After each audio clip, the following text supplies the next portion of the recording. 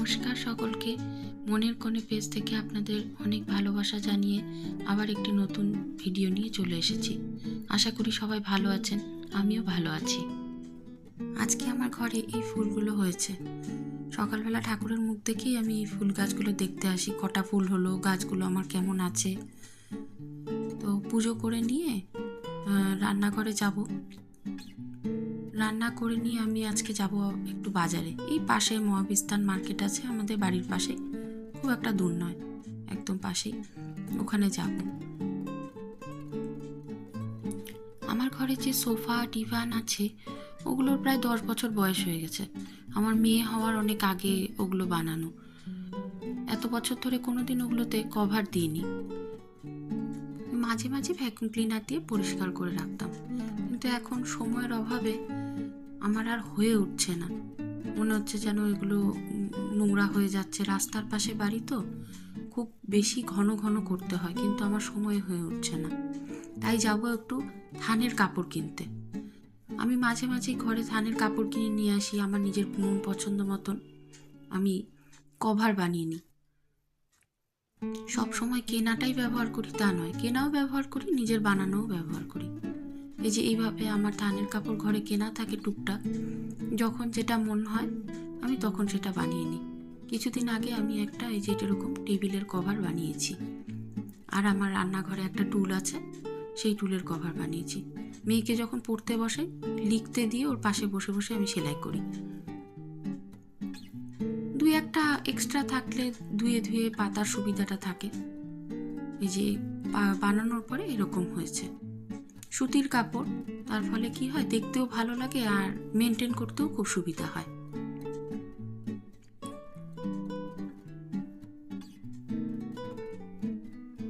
এটা আমার রান্নাঘরে একটা টুল আছে, সেটাতেও আমি কভারটা বানিয়েছি। টুলটাকে ঢেকে দিয়েছি, দেখতে ভালো লাগে। চলে এসেছি বাজারে। এটা একটা হোলসেলের দোকান। এখানে কাপড় বেশ সস্তা আর কাপড়ের কোয়ালিটি খুব ভালো। তো দু রকমের কাপড় নেব। যে আমার এই দুটো বেশি পছন্দ হচ্ছে, মাঝখানের দুটো। সোফার জন্য একরকম, ডিভানের জন্য একরকম। পিওর সুতি, বিছানা চাদরের মতন। পেছনটা তো হবে না, শুধু সোফাতে বসার যে জায়গাটা, সেই জায়গাটায় মাপ করে কেটে ওইখানটায় পাতার জন্য বানাবো। কাপড় পছন্দ করা হয়ে গেলে যাব লেসের দোকানে। একটু নিচে লেস দিলে দেখতে বেশ ভালো লাগে। যে কোনো জিনিসে আমি লেস লাগাতে খুব ভালোবাসি। আমি আমার নিজের ড্রেসও নিজের পছন্দ মতন টেলার থেকে বানিয়ে নিয়ে বাড়িতে আমি নিজের পছন্দ মতন লেস কিনে নিয়ে এসে হাতে, জামার নিচে বা গলার কোনো ডিজাইন থাকলে আমি সেগুলোতে বসিয়ে নিই। ভালো লাগে দেখতে, অন্যরকম লাগে। চলে এসেছি লেসের দোকানে, দেখি কিরকম লেস পাওয়া যায়। খুব একটা হেভি কিছু নেব না, নর্মাল ওই সুতির কাপড়ের সাথে যেরকম মানাবে ওরকমই নেব। সাদা রংটাই বেশি ভালো লাগে। এখানে গোল্ডেন কালার রয়েছে, অনেক রকম কালার রয়েছে, কিন্তু আমি সাদাই নেব।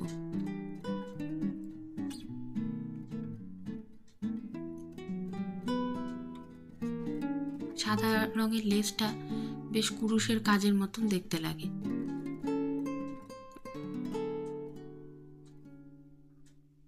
বাড়ি চলে এসেছি। মেয়েও স্কুল থেকে চলে এসেছে। মেয়ে এসে বলছে খিদে পেয়েছে, তাই মেয়ের জন্য একটু খাবার করে দিই। আসলে মেয়ে স্কুলে লাঞ্চ নিয়ে যায়, ভাত বা যেটাই করি না কেন, ওই অর্ধেকটা খায় আর অর্ধেকটা মায়ের জন্য রিটার্ন গিফট হিসাবে নিয়ে আসে আর কি। তারপর বাড়িতে এসে তার খিদে পায়, কি আর করা যাবে। আজকে আমার একজন খুব প্রিয় মানুষ আসবে। উনি হলেন আমার দুটো মা। নামটাও খুব মিষ্টি, ডাকটা আর সম্পর্কটাও আমাদের খুব মিষ্টি। ছোটোর থেকে আমাকে মায়ের মতন ভালোবেসেছে বলে তাই উনি আমার কাছে দুটো মা। ওই দুটো মা ডাকটাই আমার মেয়ের কাছেও হয়ে গেছে এখন দুটো দিদুন। আমার হাজবেন্ডও দুটো মা বলেই ডাকে। দুটো মা আমাকে ছোটোর থেকে খুব ভালোবেসেছে। নিঃস্বার্থ ভালোবাসা কাকে বলে, কোনোদিনও মেয়ের থেকে আলাদা চোখে দেখেনি। অনেক বছর চাকরি সূত্রে আলাদা হয়ে গেছিলাম ঠিকই, আমার বাবা আর দুটো মার হাজব্যান্ড জেঠু কিছুদিন শিলিগুড়ি আর আলিপুরের ডিস্টেন্সে আলাদা হয়ে গেছিলাম, যোগাযোগ ছিল না। কিন্তু ভগবানের এমন কৃপা, ভগবান আমাদেরকে আবার মিলিয়ে দিয়েছে। আমার যেখানে এখন শিলিগুড়িতে ফ্ল্যাট, দুটো মারও ওইখানেই ফ্ল্যাট, দুটো মারা যেখানে ছিল সেখানেই আমার ফ্ল্যাট কেনা হয়েছে। তাই দুটো মা বলে, দেখ ভাগ্যের ইয়েতে তুই আবার আমার কাছে চলে এসেছিস। ছোট ছোট ভালোবাসা, ছোট ছোট স্মৃতি অনেক জড়িয়ে আছে দুটো মার সাথে। ছোটবেলায় যখন আমার বাবা আমার সেলুন থেকে চুল কাটিয়ে নিয়ে আসতো, তখন আমিও আমার পুতুলদের চুল কেটে দিতাম।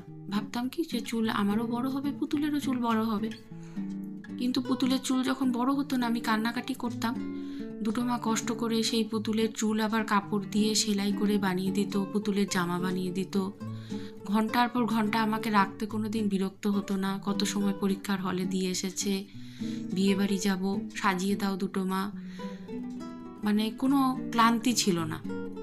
দুটো মার মেয়ে আছে, মাম্পি দিদি, লন্ডনে থাকে। তো দুটো মা আমার কাছে মাঝে মাঝেই আসে, আমাকে খুব ভালোবাসে, আমার মেয়েকেও খুব ভালোবাসে। এখন মেয়ের সাথে অনেক গল্প, অনেক কিছু, আমার মেয়েও অনেক কিছু শেয়ার করে, কাউকে কাছে পায় না তো। তাই আমার কোনো রকম কমপ্লেন এই দুটো মাকে আর আমার বাবা ওর দাদানকে নানান কিছু বলে, মা এই করেছে, মা ওটা করেছে, নানান কিছু। ও খুব খুশি হয়। আর দুটো মা আসলে কখনো খালি হাতে আসে না, কোথাও ঘুরতে গেলে তো কিছু নিয়েই আসে। এখন আমার জায়গাটা আমার মেয়ে নিয়েছে, কি খেতে ভালোবাসে, কি নিয়ে যাবে। ছোট ছোট ভালোবাসাগুলো জীবনের যে কত বড় সম্পত্তি বলে বোঝানো যায় না, কত বড় প্রাপ্তি। কত গল্প করবে এখন মেয়ের সাথে, তোমার কি পছন্দ, কি ইয়ে।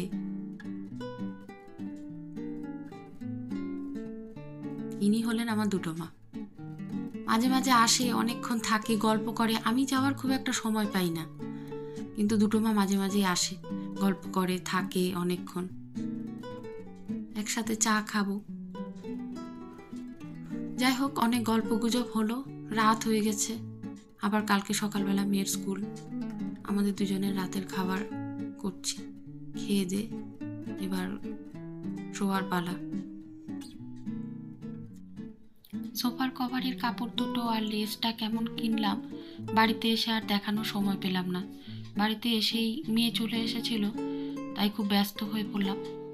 পরে অন্য কোনো দিন আর একটা ভিডিওতে আপনাদের সবটা পুরোটা খুলে দেখাবো, কেমন হয়েছে প্রিন্টটা জানাবেন। আর আমার এই ভিডিওটা কেমন লাগলো আপনাদের সেটাও জানাবেন।